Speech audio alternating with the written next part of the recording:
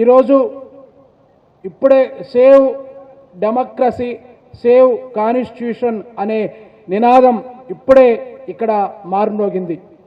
దళిత బహుజన సాహిత్య ఉద్యమానికి మూల సూత్రం కూడా రాజ్యాంగ నైతికత,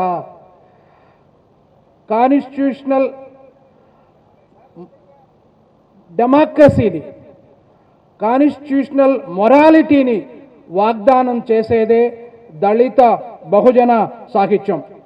ఇవాళ మతోన్మాద శక్తులు, ఇవాళ ఫ్యాసిస్ట్ శక్తులు విజృంభిస్తున్నటువంటి ఒక ప్రమాదకర పరిస్థితుల్లో విషతుల్యమైన అసహనం అణువణువులో బుసలు కొడుతున్నటువంటి ఈనాటి పరిస్థితుల్లో దళిత బహుజన గిరిజన మైనార్టీల మీద దాడులు జరుగుతున్నటువంటి ప్రమాదకరమైన పరిస్థితుల్లో రాజ్యాంగ స్ఫూర్తిని తగలబెడుతున్నటువంటి ఈ సందర్భంలో ఈ ప్రతిఘాత విప్లవ శక్తులతో ఒక తాత్విక యుద్ధం చేయటానికి అవసరమైన ఆ అక్షర ఆయుధాలను అందించింది దళిత సాహిత్యము, బహుజన సాహిత్యము.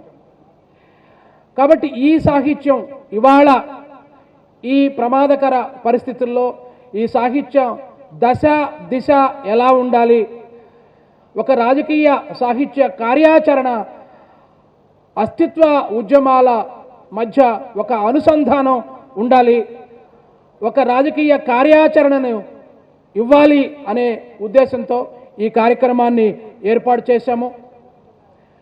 ఈ భూమి నాది కాదన్నారు, విప్లవవాదినయ్యాను.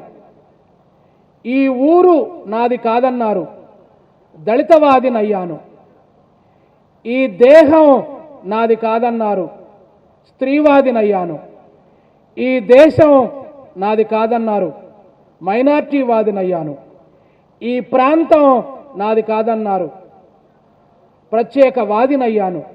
అసలు నువ్వు మనిషివే కాదన్నారు, కొంచెం దూరం జరగండి, మానవ బాంబునయ్యాను అని సతీష్ చంద్ర గారు ఈ అస్తిత్వ ఉద్యమాల నేపథ్యాన్ని, ఆ ఉద్యమాల ఆవిర్భావానికి వెనుక ఉన్న ప్రశ్నలని ఈ కవితలో చెప్పటం జరిగింది.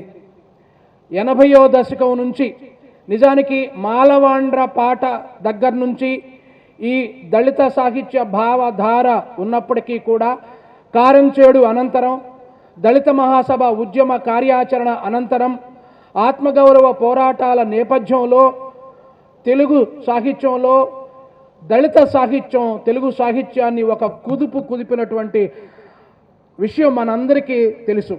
వస్తు రూపాల్లో ఒక గుణాత్మకమైన మార్పు తీసుకొచ్చింది.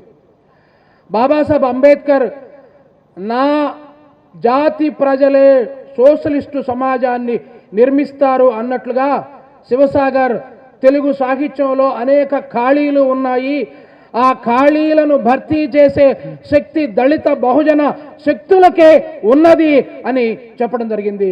ఇవాళ తెలుగు సాహిత్యంలో ఉన్న ఖాళీలను దళిత బహుజన సాహిత్యం భర్తీ చేసి ఒక బాబాసాహెబ్ అంబేద్కర్ అందించినటువంటి ఒక తాత్విక భావజాలాన్ని, రాజ్యాధికార భావనకు ఒక కళాత్మకమైన వ్యక్తీకరణ దళిత సాహిత్యం అని ఇవాళ అనేక మంది అట్టడుగు వర్గాల కవులు, బహుజన కవులు, గిరిజన కవులు, ముస్లిం కవులు, మాదిగ కవులు, అనేక సామాజిక శ్రేణుల నుంచి ముందుకు వచ్చి ఇవాళ తెలుగు సాహిత్యాన్ని సజీవం చేసి తెలుగు సాహిత్యానికి ఒక ప్రాణ చైతన్యాన్ని అందించాయి దళిత బహుజన సాహిత్యము.